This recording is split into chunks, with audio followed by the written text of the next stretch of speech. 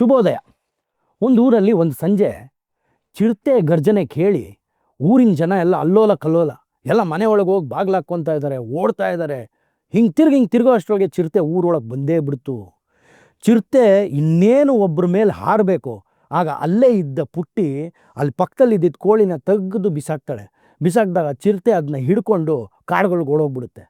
ಅವಾಗ ಊರಿನ ಜನ ಎಲ್ಲ ಬಂದು ಪುಟ್ಟಿನ ಎತ್ಕೊಂಡು ಮುದ್ದಾಡಿ, ಏನು ಪುಟ್ಟಿ, ಒಬ್ರು ಜೀವ ಕಾಪಾಡ್ಬಿಟ್ಟಲ್ಲ ನೀನು, ಹೆಂಗೆ ಅಂತ ಕೇಳಿದ್ರೆ ಆ ಪುಟ್ಟಿ ಹೇಳ್ತಾಳೆ, ಅಲ್ಲ ಆ ಚಿರತೆ ಹಸ್ಕೊಂತಾನೆ ಬಂದಿರುತ್ತೆ, ಅದಕ್ಕೆ ಹೊಟ್ಟೆಗೇನಾದರೂ ಬೇಕಾಗಿರುತ್ತೆ, ಅದಕ್ಕೇನು ನಿಮ್ಮ ಮೇಲೆ ದ್ವೇಷನ ಅಸೂಯೇನ, ಅದಕ್ಕೋಸ್ಕರ ಅದು ಹೊಟ್ಟೆ ಹಸ್ಕೊಂಡು ಬಂದಿದೆ ಅಂದ್ಕೊಂಡು ಕೋಳಿನ ಬಿಸಾಡಿದೆ, ಅದು ಹಿಡ್ಕೊಂಡು ಹೊಟ್ಟೋಯ್ತು, ಇವ್ರ ಜೀವ ಕಾಪಾಡಿದೆ ಅಂತ.